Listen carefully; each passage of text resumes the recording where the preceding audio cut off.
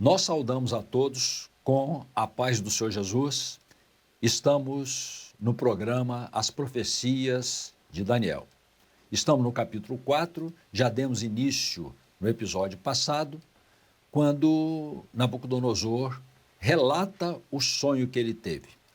Algumas coisas já foram mencionadas e nós estamos concentrados agora no sonho que ele teve e vamos procurar ter um entendimento até de forma literal, para saber como foi esse sonho, o que ele viu no sonho, qual era o teor do sonho.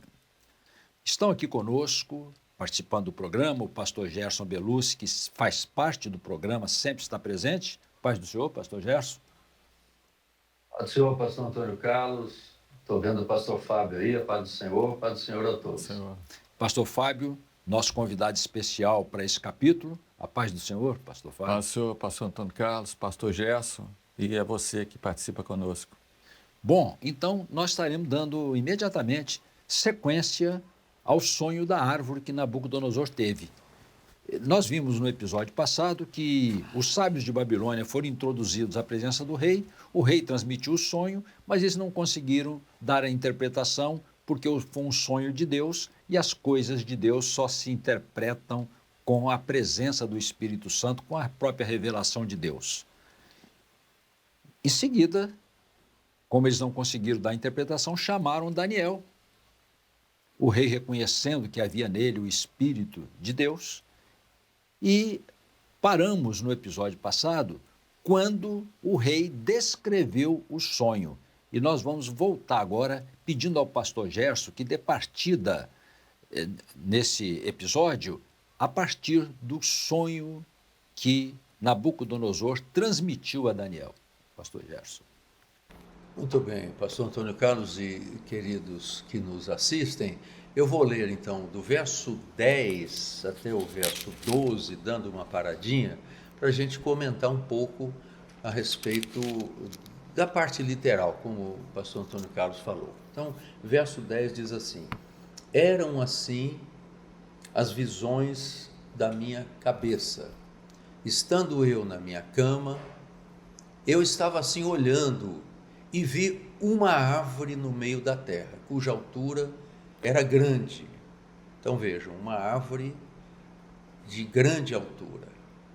Crescia essa árvore, se fazia forte, de maneira que a sua altura chegava até ao céu. Então os irmãos imaginem uma árvore crescendo, se fortalecendo e chegando até o céu. E era vista até aos confins da terra. Todo mundo podia enxergar essa árvore portentosa, alta. A sua folhagem era formosa e o seu fruto abundante, e havia nela sustento para todos. Debaixo dela, os animais do campo achavam sombra, e as aves do céu faziam morada nos seus ramos, e toda a carne se mantinha nela. Isso vai até o verso 12, pastor Antônio Carlos. E o que a gente observa nessa visão, nesse sonho, né, que uma coisa extraordinária, uma árvore começando a crescer e se fortalecendo e chegando até o céu, e com todos esses recursos, não é verdade?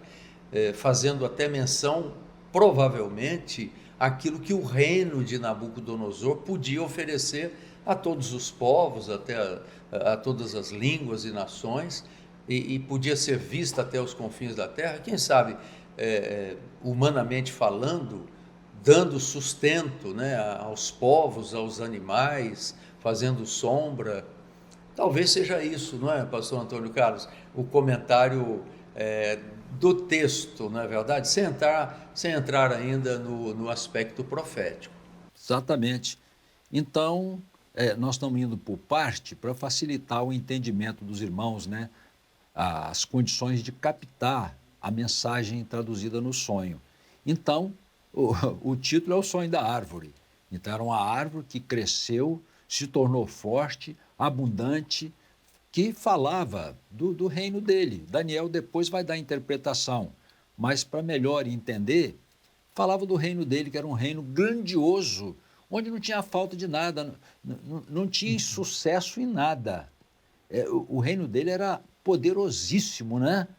Tinha sustento para todas as pessoas, os animais, para todos os habitantes do reino. Pastor Fábio, quer fazer algum comentário a respeito? Sobre a questão do reino, né? Ou seja, era uma árvore no meio da terra, né?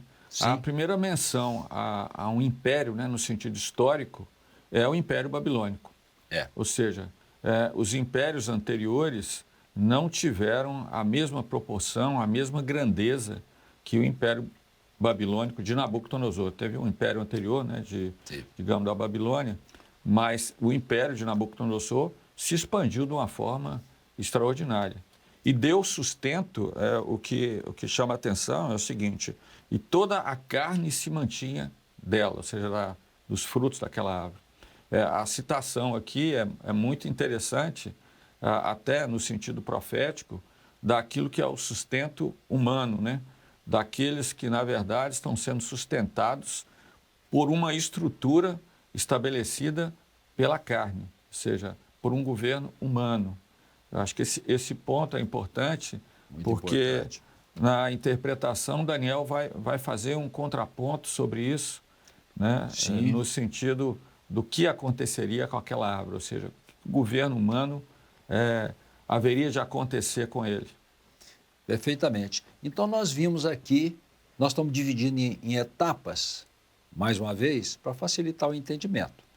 Então a árvore representava o reino grandioso de Nabucodonosor. Mas há outros detalhes. Vou pedir ao pastor Gerson para dar continuidade aí no texto. Vão vencer mais uma etapa do sonho, compreendendo cada parte. Vamos lá então, pastor Antônio Carlos. O verso 13 continua, né? Estava vendo isso nas visões da minha cabeça, estando eu na minha cama, e eis que um vigia, um santo, descia do céu. Então nós observamos que ao chegar ao céu, existe uma ação de Deus contra o governo humano, né?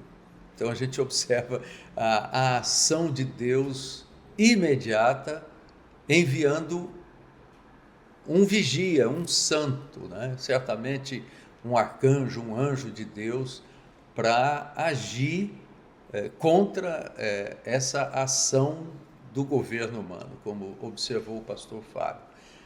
E continua, né? Clamando fortemente, dizendo assim: derribai a árvore. Então aí já vem um juízo. E cortai-lhe os ramos, sacudi as suas folhas, espalhai o seu fruto, afugentem-se os animais de debaixo dela e as aves dos seus ramos.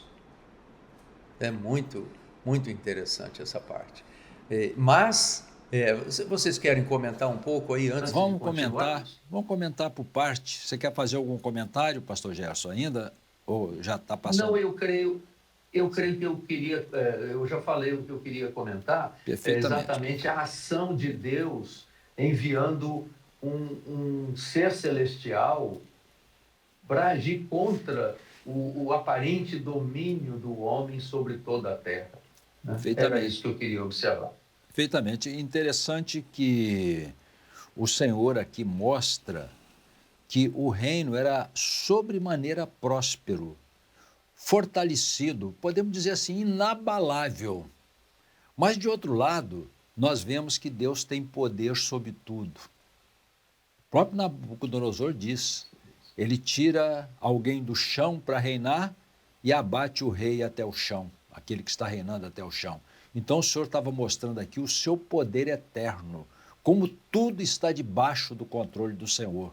Então, essa árvore que cresceu grandemente, de repente, um decreto de Deus derruba tudo. Pastor Fábio, quer fazer um comentário? Não há sustentação, né? Muito bem lembrado, né, pelos pastores aqui, com relação ao governo humano, né? O governo humano, ele depende da carne, depende da razão, depende das intenções do coração. O governo de Deus é diferente. O governo humano, ele tem um fim. Ele não se sustenta por si próprio. mas o governo de Deus é diferente. Aquilo que estava sendo mostrado aqui é exatamente o fim desse governo humano, era profético, porque o governo humano um dia vai se encerrar e nós vamos, né, viver um governo inicialmente milenar com o Senhor Jesus, depois um governo eterno com Ele como Rei dos Reis, Senhor dos Senhores. Mas aqui a colocação é que o juízo veio, né? O juízo veio, é o santo, o vigia, que veio para mostrar o que é o governo humano. Não é nada, né? O pastor Gerson lembrou que aqui Nabucodonosor estava aqui em sua casa, ele me chamou a atenção, e florescente no meu palácio, né? Estava realmente no auge. Não tinha mais nada, rico sou, de nada tenho falta. Exatamente. E aqui o vigia simplesmente diz, olha, derrubai a árvore, cortai os ramos, sacudir as folhas, ou seja, é isso que o Senhor, Ele faz e Ele vai fazer. E a nossa esperança é essa, exatamente porque não estamos firmados em governo humano, sem querer até fazer qualquer tipo de menção política ou social com relação aos governos que existem. Não, nós estamos falando do sentido profético, né? O que nós esperamos é um governo do Senhor. E para terminar, há um detalhe que na estátua, na própria estátua, no sonho da estátua de Nabucodonosor, a estátua, ela tinha, vamos dizer assim, um centro de gravidade, né?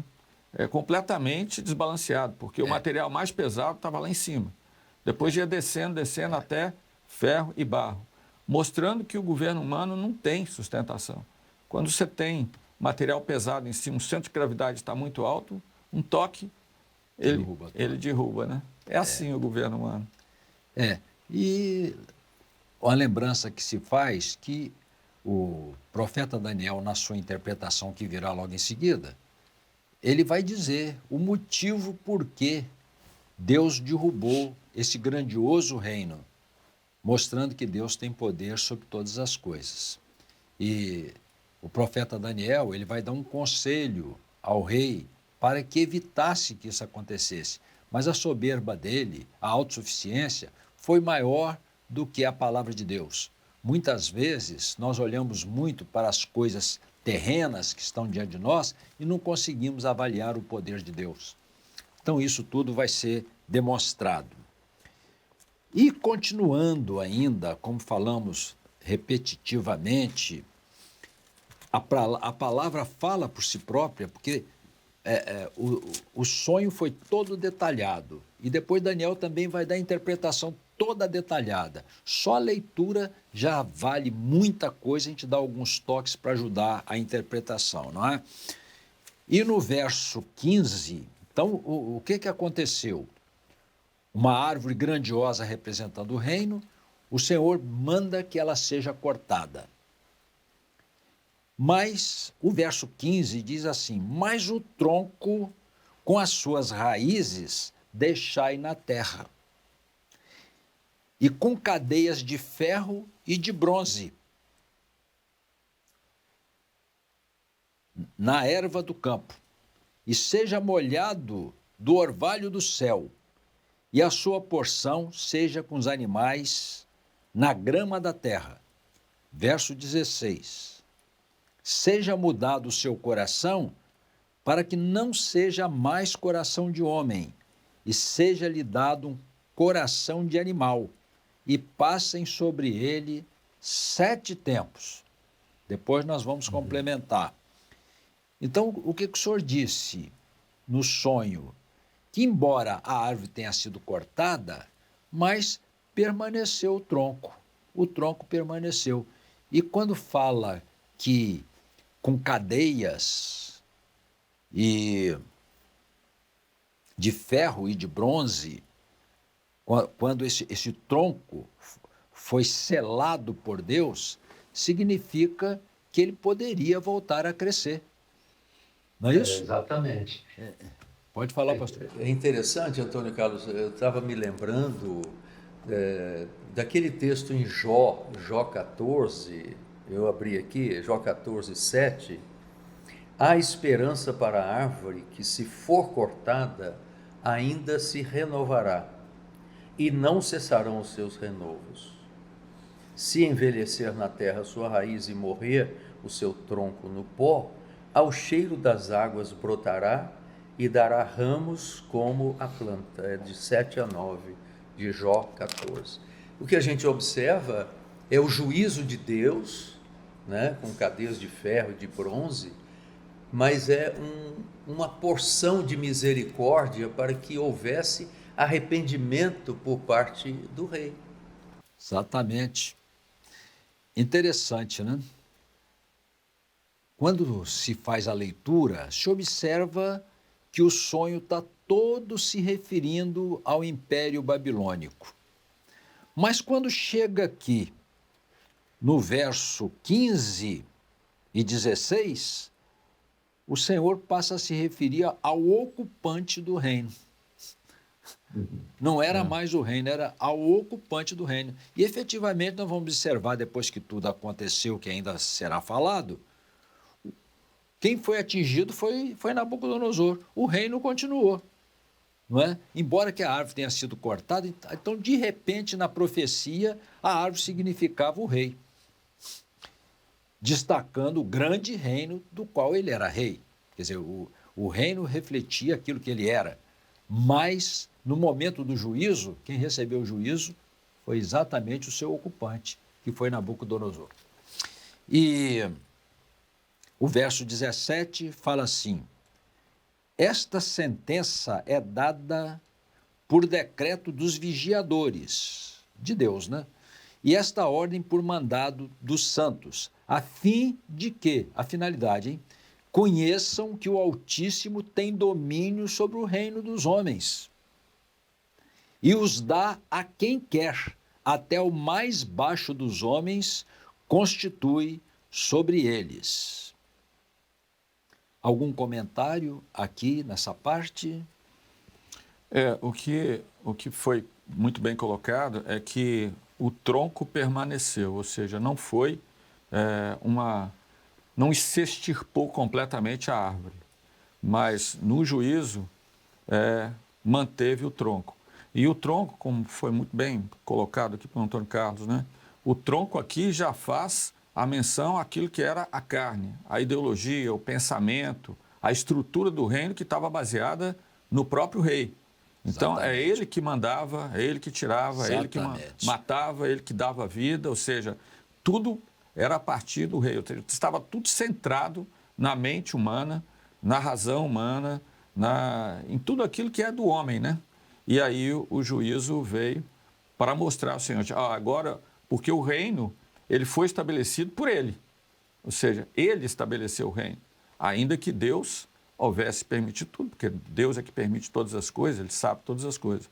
Mas o reino foi estabelecido por ele que conquistou, e era a forma dele governar, era os sábios, né, magos que eles chamavam, ou seja, completamente ligado às coisas que são humanas. E agora o juízo veio sobre a árvore, mas o tronco ficou, que era ele.